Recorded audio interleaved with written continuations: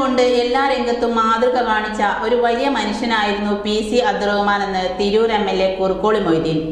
തിരൂർ സൗഹൃദവേദി താഴെപ്പാലം മസ്ജിദ് conference ഹാളിൽ സംഘടിപ്പിച്ച അനുസ്മരണ സമ്മേളനം ഉദ്ഘാടനം ചെയ്തു സംസാരിക്കുകയായിരുന്നു അദ്ദേഹം.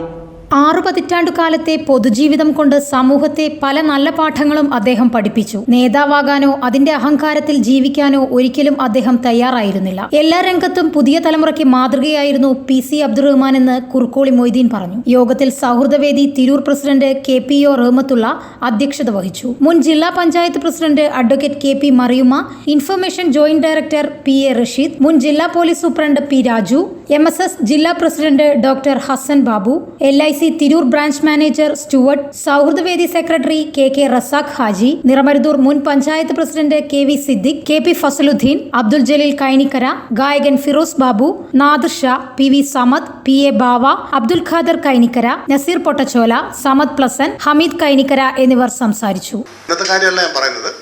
വർഷങ്ങൾക്ക് മുമ്പ് LIC എന്ന് പറഞ്ഞാൽ ആർക്കും അറിയില്ലായിരുന്നു.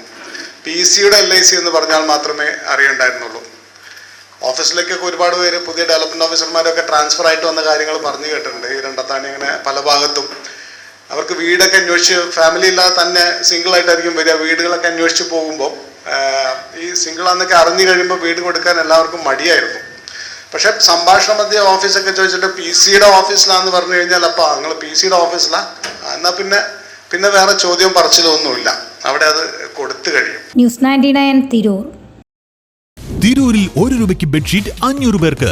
വസ്ത്രങ്ങളിൽ വിലക്കുറവിന്റെ വിപ്ലവം തീർത്തുകൊണ്ട് മുന്നേറിക്കൊണ്ടിരിക്കുന്ന വസ്ത്രമഹാത്ഭുതത്തിന്റെ ഉദ്ഘാടനത്തോടനുബന്ധിച്ച് ഡിസംബർ 4 ബുധനാഴ്ച മുതൽ ഡിസംബർ 6 വെള്ളിയാഴ്ച വരെ ഔട്ട്ലെറ്റിൽ നിന്നും പർച്ചേസ് നടത്തുന്ന 500 ഉപഭോക്താക്കൾക്ക് വസ്ത്രമഹാത്ഭുതം, municipal stadium, Tanur road, Thazhepalam, Tirur.